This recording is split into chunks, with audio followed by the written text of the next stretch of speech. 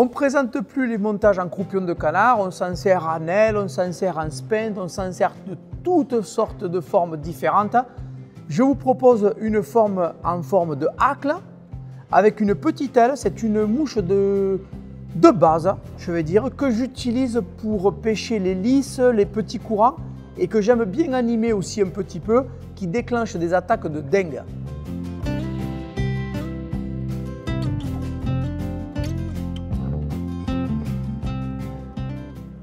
Cette mouche sèche en croupion de canard démarre comme toutes les mouches avec un sous-corps en fil.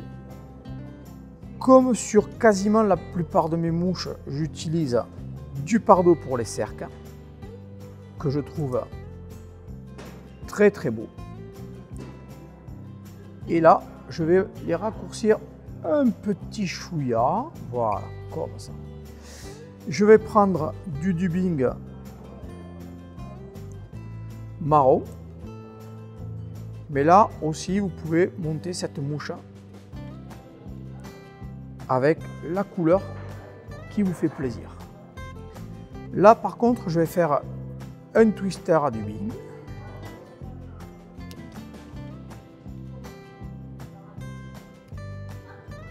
Je vais laisser de quoi faire une belle tête. Twist. Voilà. Et là, je viens enrouler la mèche de dubbing que j'ai fait. Ce qui a tendance à serrer le dubbing et à y amener beaucoup de solidité. Je l'enroule en spire très jointive. Et j'en enroule un petit peu plus au niveau de l'épaule pour lui donner un peu de volume. Une fois que j'ai obtenu la longueur de corps et l'épaisseur que je veux, je le coupe. Je coupe ici. Je viens maintenant fixer une plume de croupion de canard que j'ai préparée. Je la fixe par la pointe. Comme ceci. Alors c'est pas n'importe quel croupion de canard parce que c'est un croupion de canard qui a été traité à cœur et qui le rend quasiment insubmersible. On vous en parlera parce que nous l'aurons à la vente à la boutique d'ici peu.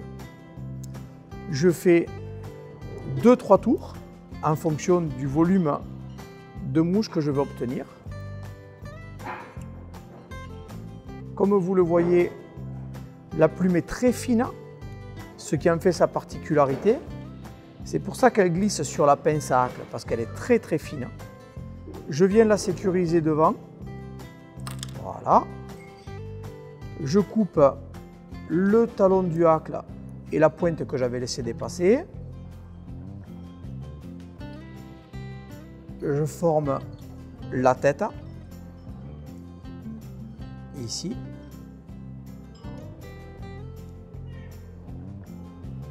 Je recoupe mes fibres au niveau des cercles. Je viens faire un petit paraposte avec un matériau blanc ou orange de la couleur que vous voulez, qui va permettre de mieux voir la mouche sur l'eau.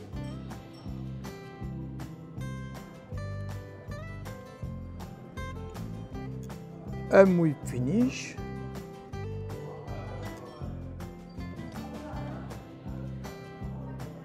Je serre et je sécurise mon nœud.